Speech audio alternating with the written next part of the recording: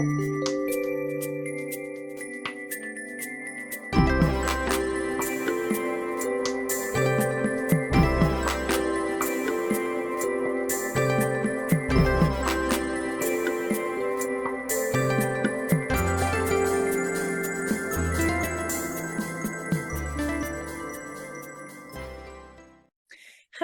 and welcome to Pandora Astrology's monthly horoscope for May of 2023. We are the astrologers of Pandora Astrology. I'm Jamie Kell Miller. I'm in Berkeley, California. And I'm Julia Mijas, and I'm in San Francisco, California. Let's take a look at what's happening in May. Well, Leo, I've got a couple of planets to tell you about, and I do usually start with the asteroid goddesses, but today I'm going to do it a little differently and start with Pluto. And that's because Pluto is doing something different for the first time in quite a while. Pluto is such a slow-moving planet, which is a factor when you're placed way out on the outer edge of the solar system. Naturally, this planet's going to move very slowly along signs, and with the result that it's been traveling through Capricorn for more than a decade, bringing transformation and metamorphosis, that's the Pluto stuff, to the realm of Capricorn, which is the realm of hierarchy, authority, career. And so many people have had taken hits and undergone transformations in their careers, and many people who are in a position of authority, perhaps in a hierarchy of some kind, whether that's in a corporation or in an institution like a religious institution or in government. Some folks have really had to things kind of explode, maybe volcanically, and have had something of a fall from grace as Pluto transforms them. And so this year, Pluto is sticking his little head over the line into the realm of Aquarius, which is your 7th house. And he's really only going to be here for about a couple of months. And then he's going to turn retrograde. He's already retrograde, actually. And he's going to back up into Capricorn in your 6th house again. But Pluto in Aquarius is going to bring that transformation and metamorphosis and an unveiling of like all of the secrets and the deep, dark, hidden stuff in a new territory, which is the Aquarian territory of networks and things networked, such as the internet and computers, science and technology, and realms that are very cerebral and innovative, and even utopian. So if you thought it was bad, while Pluto was like, the architect of the Me Too movement and took down, men in power who'd behaved badly and has been wreaking havoc in the government in the United States and in other places around the world, then wait till you see what Pluto does in the realm of tech. It's going to be very interesting. Pluto is moving, therefore, into your 7th house and leaving the domain of 6th house for you, where he's been transforming your relationship with your job and with how you are of service and how you organize and regulate your life. So he's been transforming you in that realm for more than a decade. And this year, as he moves into Aquarius, he begins to impact your one-on-one relationships. And so relationships become an arena of transformation for you as long as Pluto is traveling your 7th house. And he's really just peeking into this house. So it's really just kind of, peeking up over the horizon, and may not be beginning in earnest until next year, 2024. But I feel like you deserve to know what's coming. When Pluto transforms you through your relationships, you might find that what you thought your relationship was undergoes a death process and then is reborn as something that might look and feel quite different from that. It might be attended by drama. There might be a lot of passion and intense feeling involved, and you might find yourself confronting people who are really behaving in a very controlling and manipulative way. And you might even decide, I've had enough of this. I need to transform this relationship because I just can't stand to relate to this person who is this way to me anymore. So it could be a really powerful transit. It can definitely leave it better than it found you. And we'll be talking about it more when Pluto moves into Aquarius in earnest next year. But I wanted you to have a little clue ahead of time. So we have the other planet that I want to start out this horoscope with is Juno. She's finishing out your 10th house and very quickly this month moves on into your 11th house. She usually spends about 2 months in a given house. And the 11th house is a great place to find Juno because she's a networker, and this is the house of networks. It's a house of the group, tribe, friendships, people of like mind that you enjoy hanging out with, and also the demographics that you are a part of. If you are part of the set of human beings that is a woman, then that would be one of your demographics, and you might want to hang with women so that you can feel contextualized. You might feel awkward when you're in a situation where you're the only woman in the room. And so we relate to our demographics. And when Juno is in our 11th house, we can really amp up our social life and surround ourselves with the people that we feel contextualize ourselves the best and enjoy relating with them and weaving together a social safety net for ourselves that feels really good and really supportive. And that's a great use of Juno's transit through your 11th house. Now, the last thing I want to talk about right now before passing the ball to Julia is Ceres.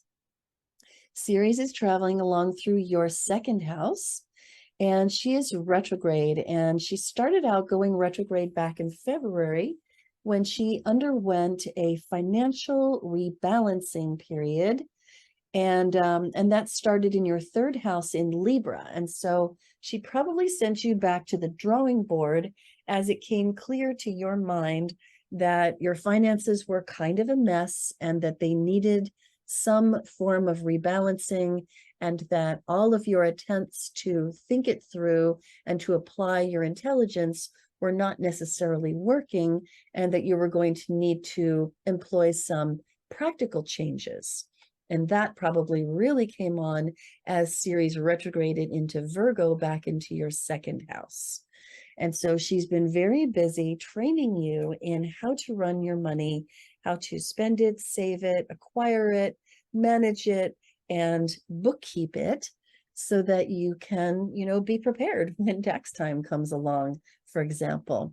So there have probably been a lot of moments of criticism and self-criticism.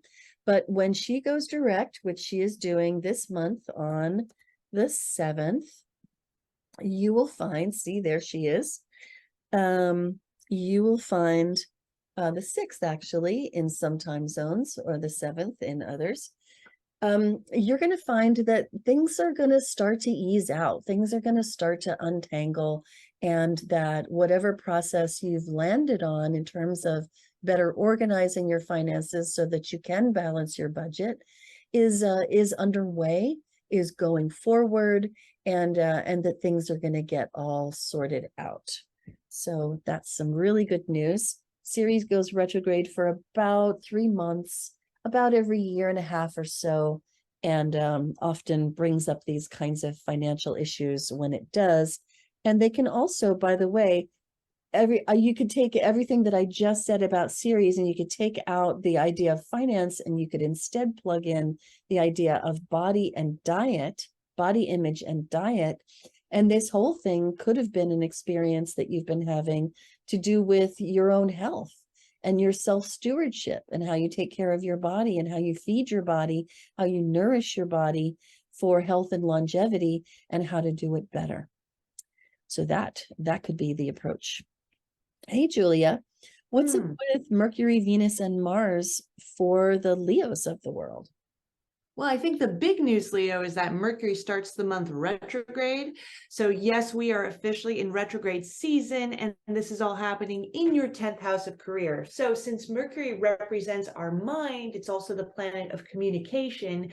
You can brace yourself for some miscommunications at your job with Mercury in the 10th house. Now, this can be a tricky time if you have to do any public speaking. You might have to go back over something you said or correct yourself. It might be a little bit squirrely with Mercury retrograde in the 10th because this is such a public house. And if you're just thinking about your career in general, you might be wondering, should I change job? Should I keep going with this job? Try to hold off from any permanent decision making while Mercury is retrograde because you might go back over it later.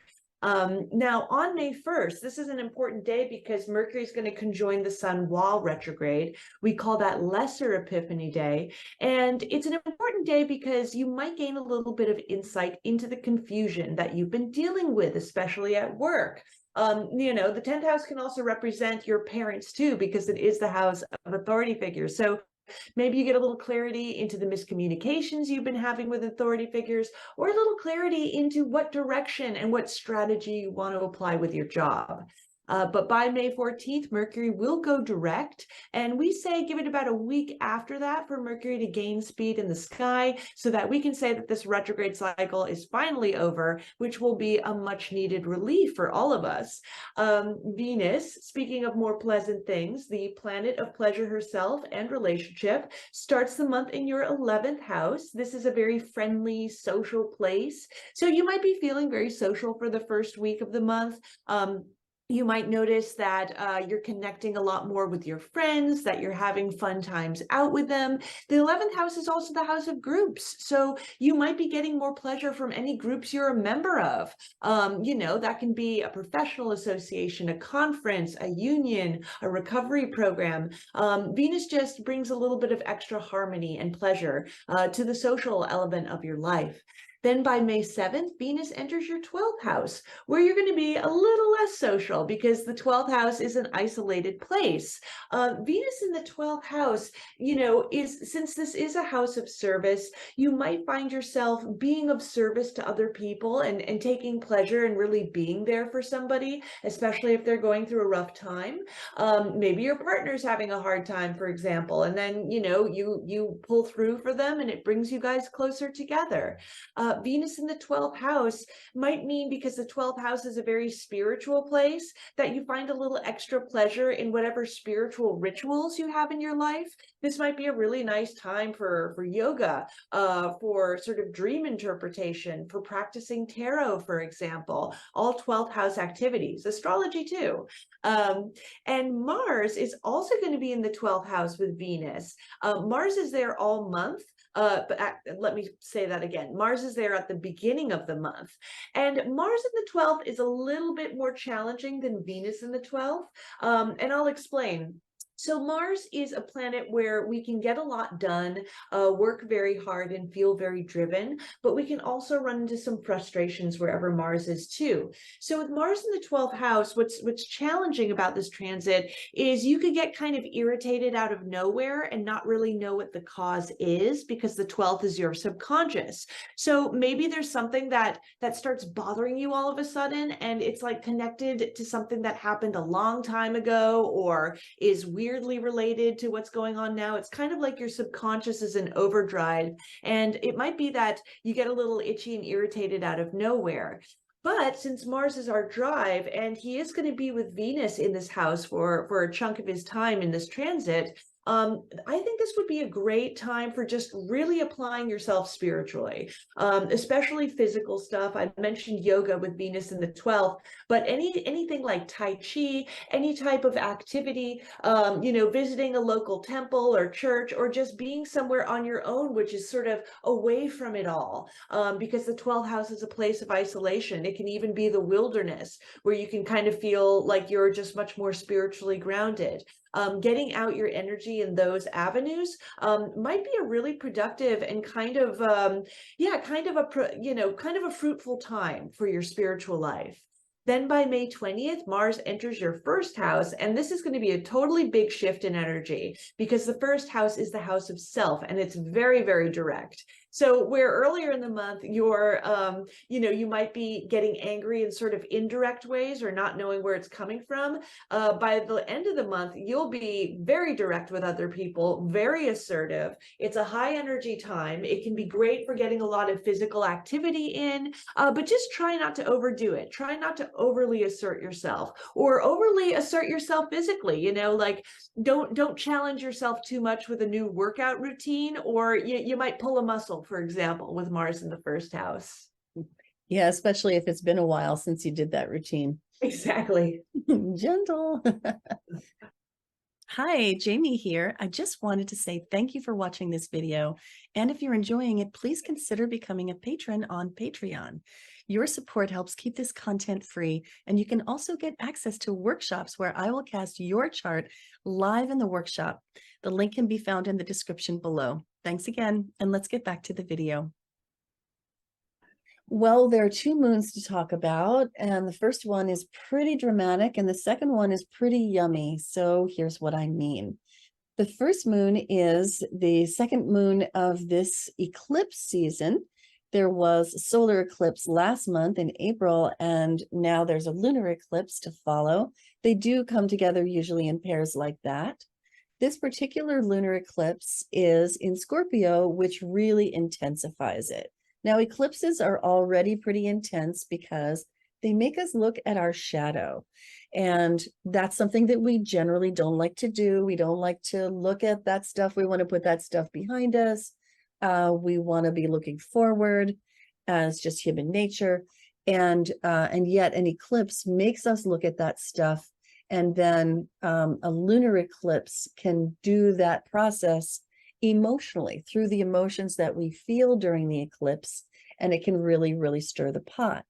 This particular eclipse is landing in your fourth house, which is the domain of home and family, domestic life, heritage, and roots. And so you might find that you're feeling particularly emotionally sensitive towards family members or at home, or feeling emotionally insecure or paranoid at home. And so don't make this hard on the people around you. Let them talk you down from a tree if this is what you're feeling. Find the most stable person in your life to help you get back to a place of solidity. And I say this because a lunar eclipse is built on a full moon. And a full moon always places the sun and the moon opposite to each other in the sky, creating a relationship dynamic.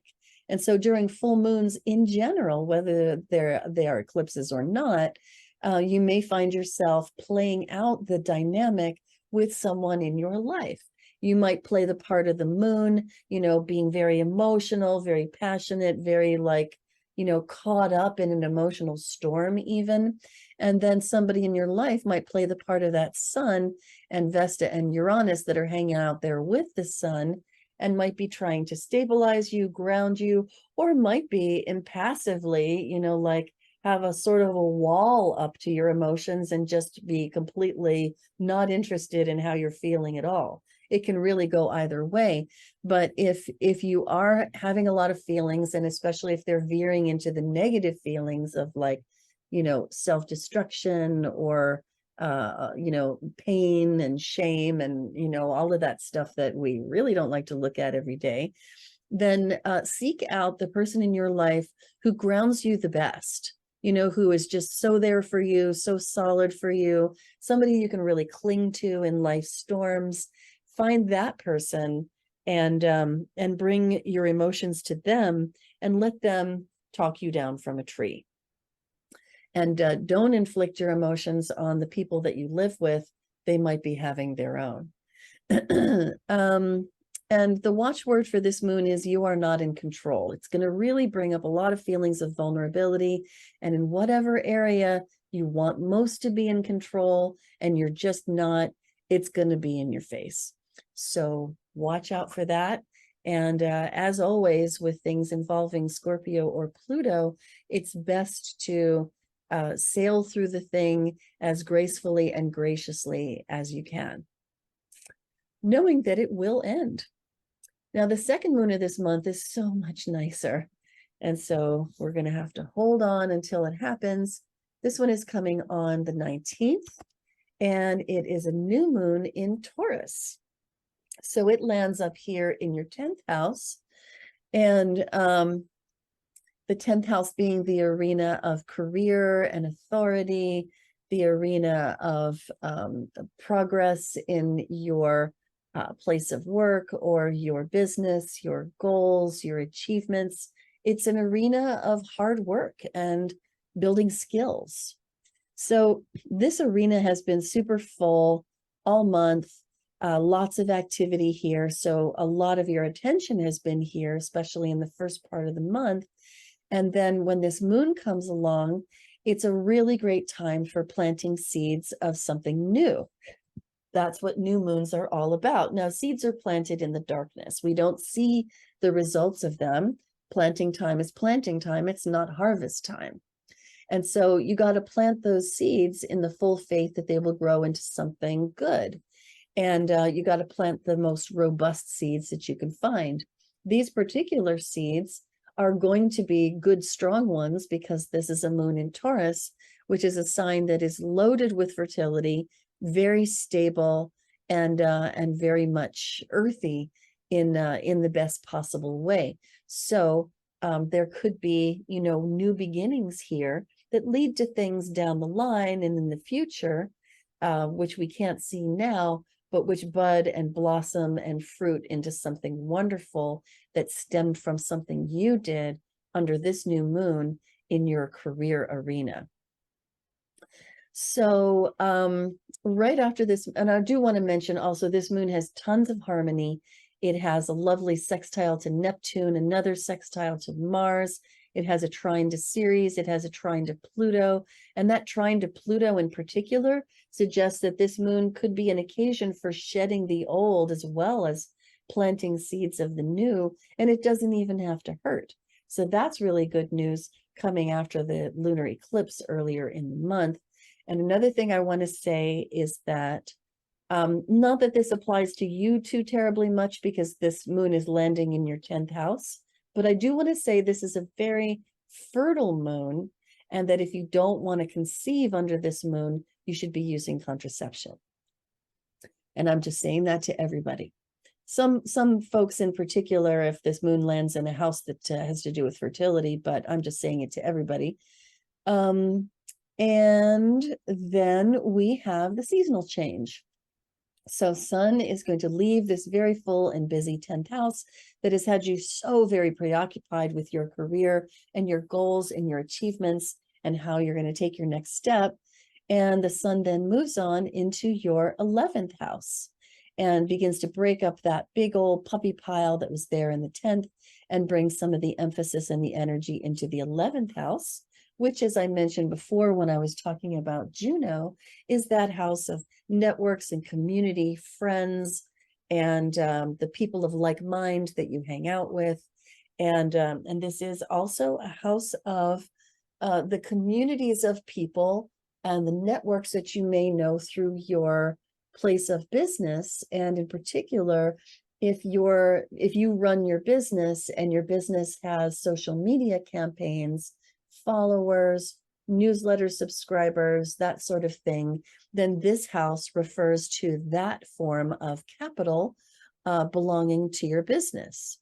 And when the Sun comes into a new house, enters a new sign, you want to start shedding the sunlight of your high quality attention in that arena so that things can thrive, flourish, and grow there.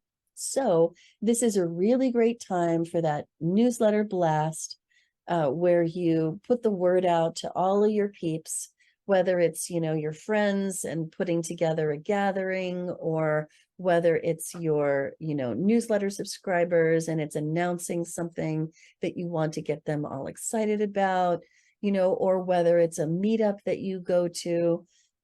This is just a really great month for putting attention on the communities that you're a part of and how you can really shine in those communities.